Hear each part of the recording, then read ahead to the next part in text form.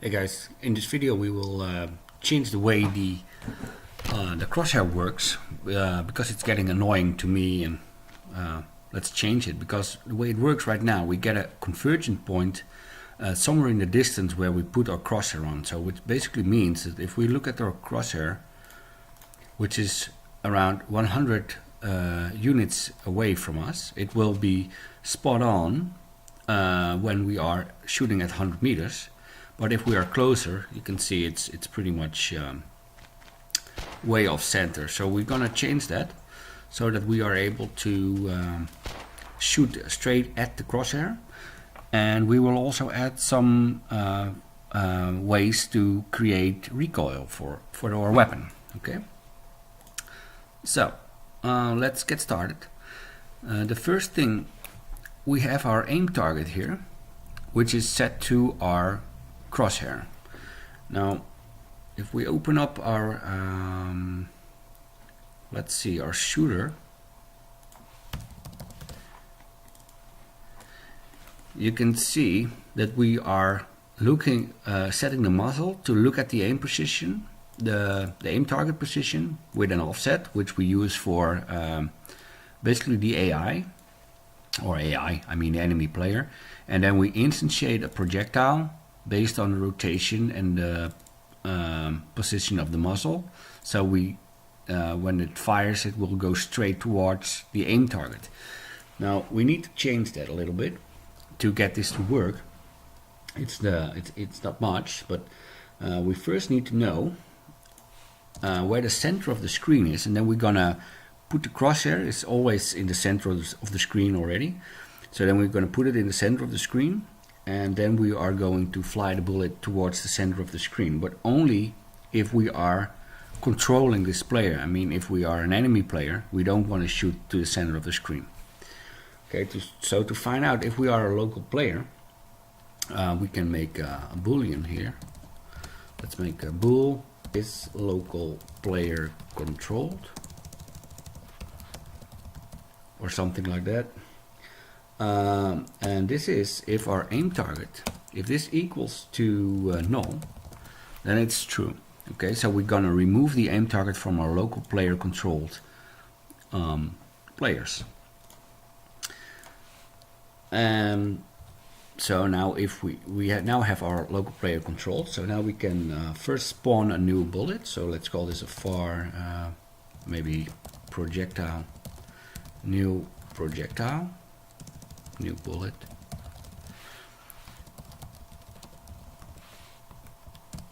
There we go. So now we instantiated. We haven't changed anything at all right now, but now we can say if local player controlled,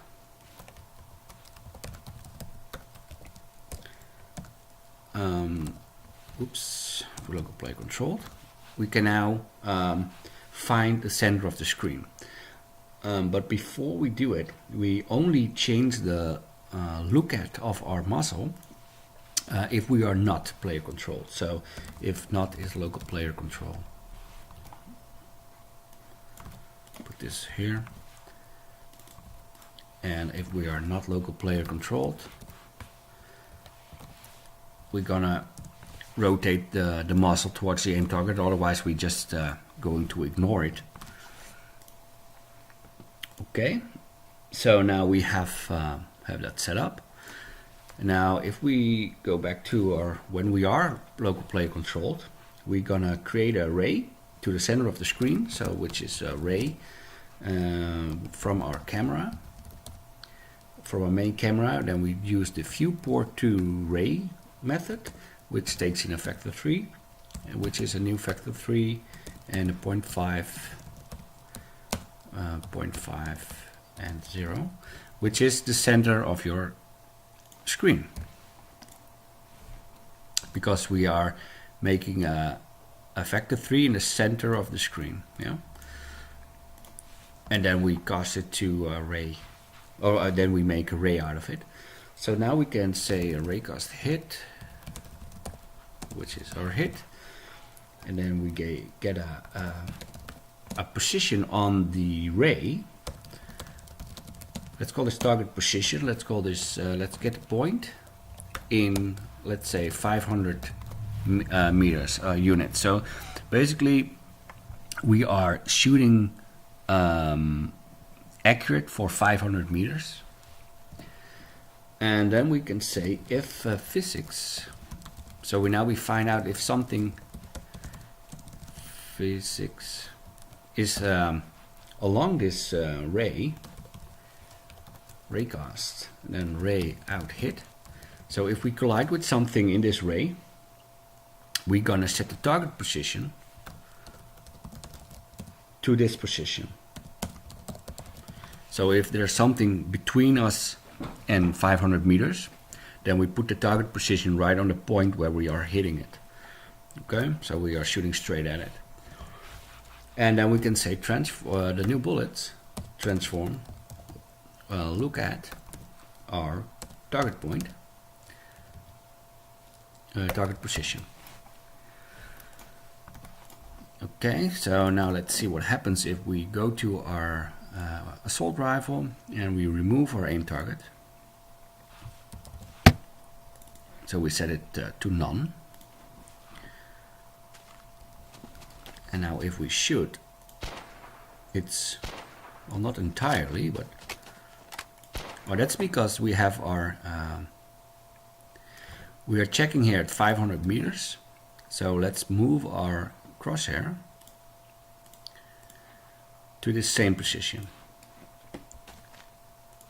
And there we go. We are straight in the center of our crosshair. And no matter where we are, if we are close or if we are further away. Now it's important to understand that if you are turning and shooting, it's still not accurate. That's because we are damping our camera movement, and we are taking the camera position center of the screen.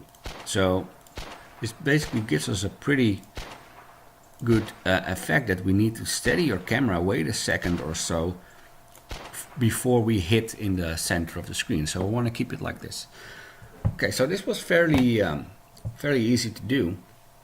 Now what we're going to do now is create recoil, because if we are shooting like this, it's not very challenging if there is something at a distance. Oops, I don't need to forget it here. Let's so we are not, I mean, we're shooting everything in the center of the screen. So if we are shooting at this distance, we can just hold it and it will destroy everything in our path. So we are going to change this. So I'm going to set this as 500. So this number needs to be the same as the ray point you have here. Yeah. Okay, so what we need to do is create a new script, and let's call this, let's go to our shared folder and create a new C# script. And let's call this weapon recoil.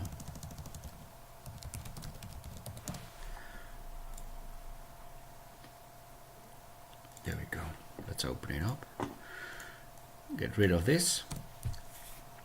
So basically what we want to do, we want to control the way our crosshair works. I don't know if you ever played Counter-Strike, but it has like patterns for your recoil. So you can learn recoils to control your burst rate, fire burst. And we want an easy way to change the spray patterns. So we're gonna create a system serializable structure here. Whoops. Struct, and let's call this a layer. So we can add multiple layers on top of each other, so it will add more different spray patterns. We use the animation curve for it. Let's call this the curve. And let's also add factor 3 for the direction of the recoil. Now let's make a serializable field for our layer array, which are the layers which we add. So we need minimum 1 to actually use recoil. And then we're gonna add another serializable field. Let's call this for our speed. Let's call this recoil speed, and we're gonna need serializable field for serialized field for our cooldown. I mean, if we are shooting and we are stopping to shoot and then we fire again, if it's between our cooldown, we still want to apply an amount of recoil we had previously, and then also serializable field for our strength, so we can easily multiply or increase the strength of the entire recoil. Okay. Now let's also get a reference to our shooter, which will be return get component shooter. Let's make a private field for it as well, and then we say if it's null, we're gonna assign the shooter, and then we're gonna return it, so we don't constantly use get component. Yeah? So now we got the reference to a shooter, which requires, of course, the weapon recoil, but this is a, let's make sure weapon, shooter. Let's make sure we have one. And now let's go to a new method. Let's call this a public void activate, which will activate our cooldown. So we need to have a variable here. Next recoil cooldown, which will be, when it's activated, time, and we add the recoil cooldown time, which we assign from the inspector. Now when we are updating, we are going to check if this value, if our next recoil cooldown, if this is greater than our time, then we are actually shooting. Yeah, then we are activating. Otherwise, we are not holding the fire button. Holding the fire button. Okay. Now, what we are going to do here, first we need to know how long are we holding the fire button, and then we're gonna get a value from our animation curve, which runs from 0 to 1. So we need to find out the percentage of how long we are holding the button, and then we get the value from the curve, and then we're going to apply that to our recoil. Okay, so let's make a new variable here for our recoil active time.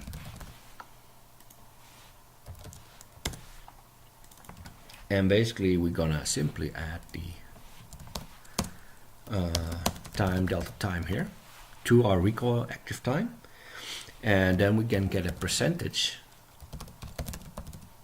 from our recoil active time, and we divide it by our recoil speed. So this will give us the percentage, yeah, because we are having this should be recoil active time, of course, because we are adding the delta time to a recoil active time, and then we're going to divide it by our speed. So imagine we are setting a recoil speed at 1 second, so then it will add the delta time to it, and if you divide this amount towards the speed 1, it will give us percentage towards this value. Yeah. Now then we can say that we need to loop through our layers for int I equals to our layers count length. So then we loop through all our layers, and then we create a new let's see, factor 3 we need a here factor 3 recoil amount, which is this. So this is the direction of all the recoil. And then we're going to say here recoil amount. And we're going to add the layers Y direction. And we multiply this by the layers Y. And then we get the curve value. And then we have the, let's see, evaluate. So evaluate gets the curve at the time. So the curve also goes from 0 to 1, which I will show later on. So now we have a percentage. We can get the value from our curve by evaluating the value of our time, which is basically our percentage. Yeah. And let's see. Let's set this to factor 30. So it will always, when we are firing, it will also always go to a 0 amount, and then we're going to add the value to it. Yeah. Let's see. Let's also make sure that we cannot exceed the 0 or 1 percentage. So let's create a mod F. What was it? Clamp 0, 1. So it will clamp between 0 and 1. And then we say percentage. Okay.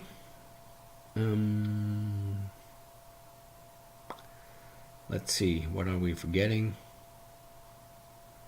Ah, yeah.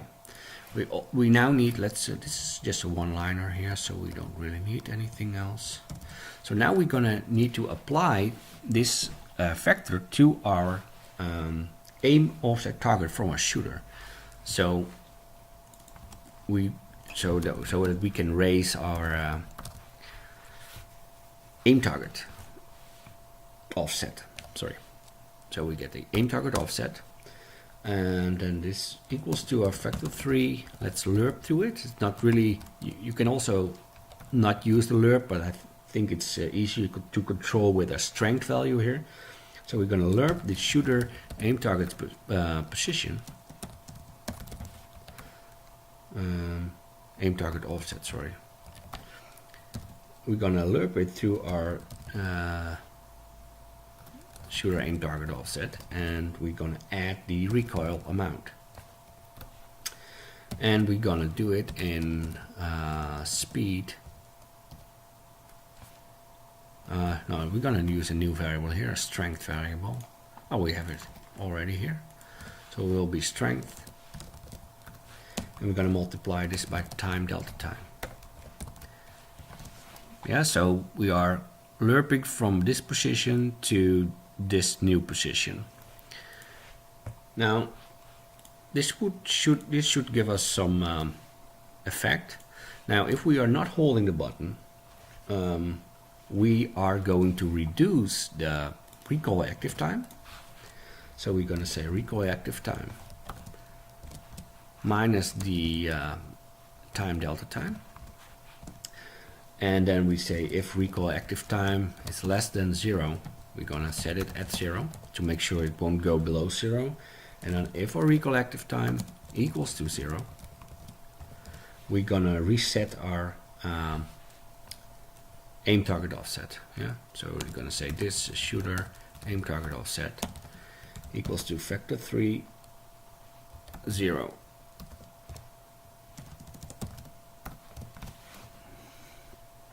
So we are not adding any aim offsets to our aim target. Now let's go back to our shooter, and we need to add our aim target offset here. So when we are player controlled and we are creating a lookat for our bullet, we're gonna also add the aim target offset. Yeah. If you don't do it, this won't do anything at all. Okay. Let's keep it like this. Now, let's see, do we need anything in a... We need, of course, to activate our recoil. Now, I don't want to I mean, we're gonna assign the weapon recoil to our weapon, but I don't want any references from our weapon to back and forth, so I want to make it a little bit more easy, so we can simply drop this weapon recoil on any class which inherits from the shooter. Which inherits from the shooter, and then it will use recoil if it's attached. So what we are going to do, let's create a new private weapon recoil here. Weapon recoil, and also private, because we don't need anybody else access to this one. Weapon recoil. This will get if weapon recoil equals to null,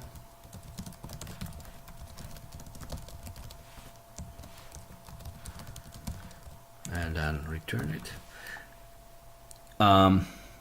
If we don't have any weapon recoiler attached to a weapon, it will always constantly check, but don't think it's really a problem right now to do it. And now we are going towards our fire. Let's see.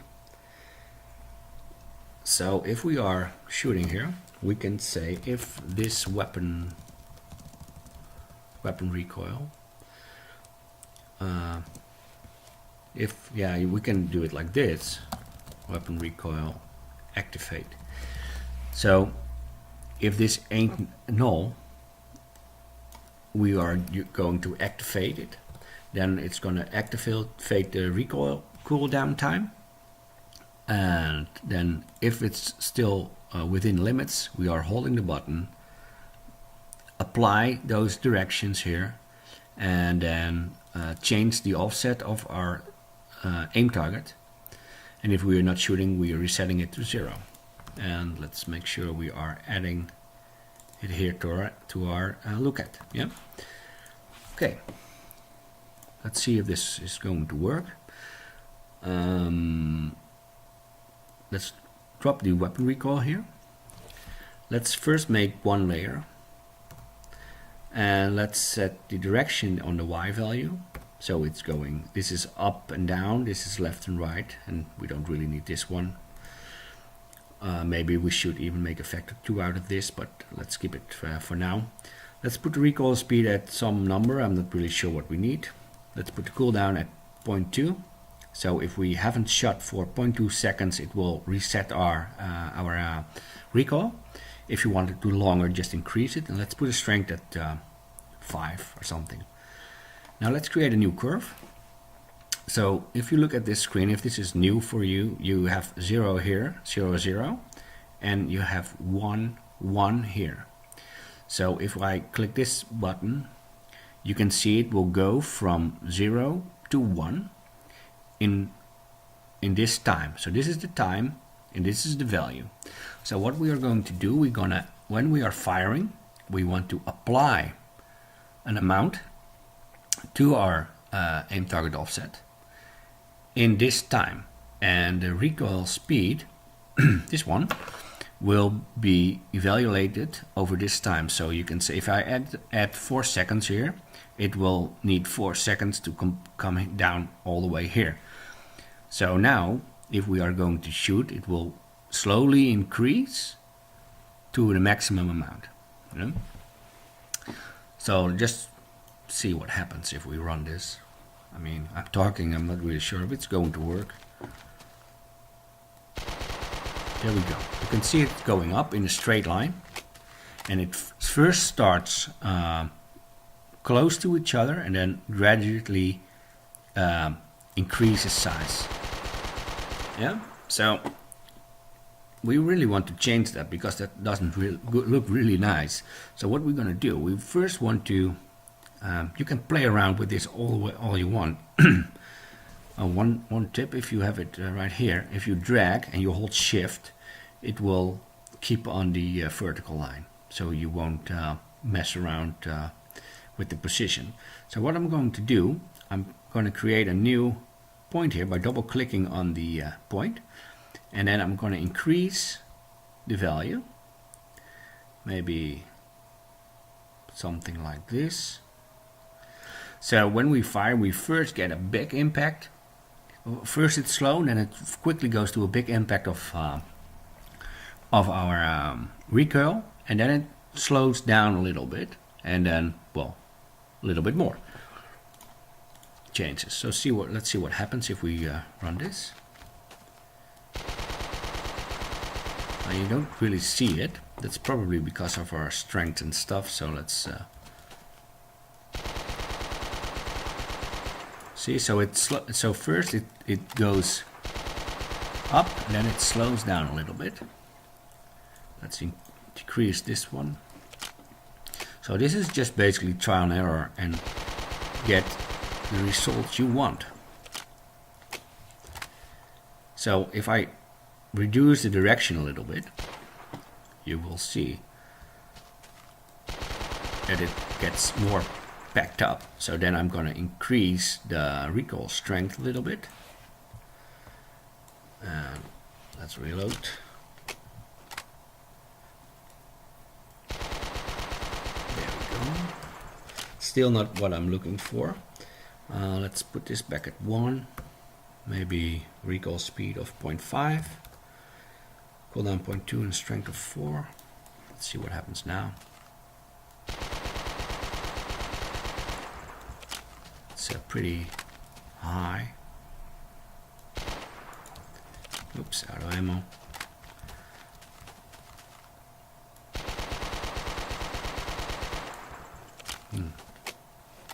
Not really what I want. So let's change the curve a little bit. Maybe further reduce this one. Whoops. Just the point, please. So drag, hold shift, and then reduce it. Let's also use these grab handles here, and maybe even further reduce the entire thing. Oh, I'm not. There we go. Just create a preset out of it because it was at runtime. This is better. So you can see it now. It now goes up and then it stops a little bit. So maybe.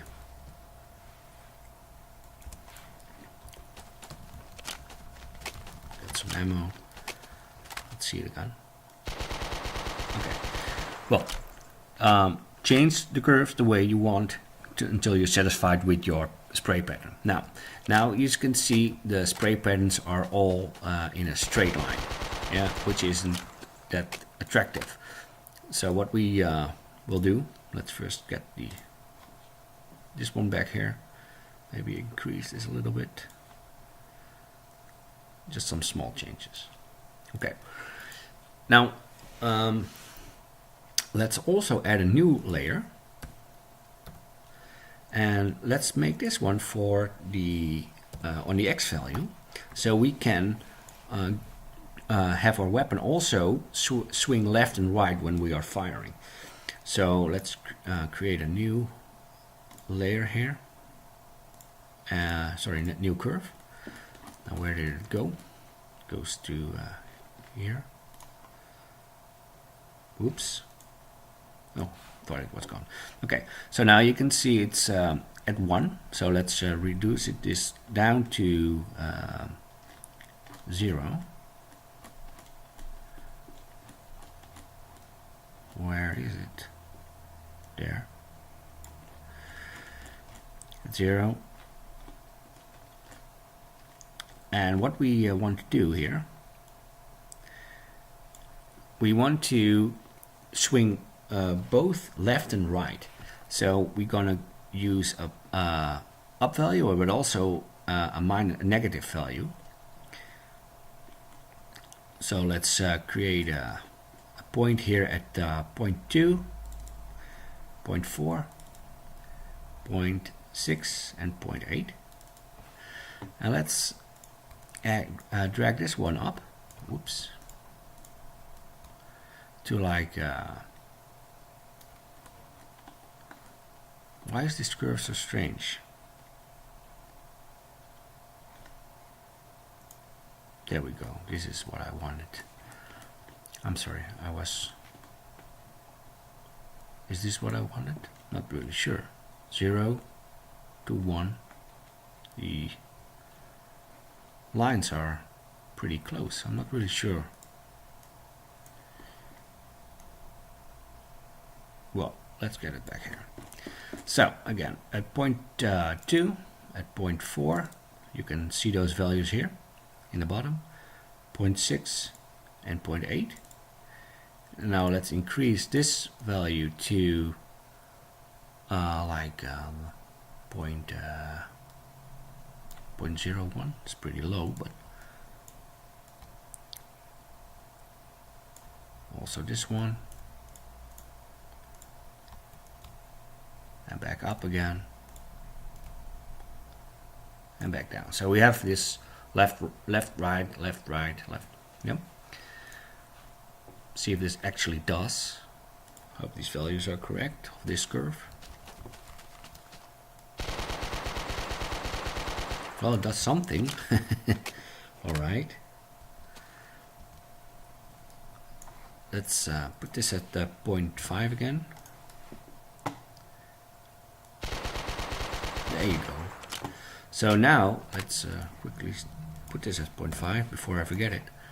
So now you could see that the recoil goes in a spray pattern. It goes left, right, and then it turns up again. So you can create more layers and then get the result you want. So now it won't be that easy if I just hold my button to shoot it, because I will miss. Yeah? But if I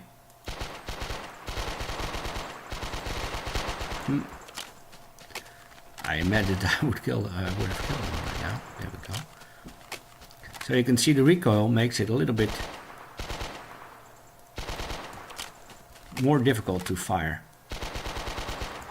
So if I shoot and now shoot, the recoil is still active from my previous shooting. Okay, so that's it for this time, and I'll see you in the next one. Take care.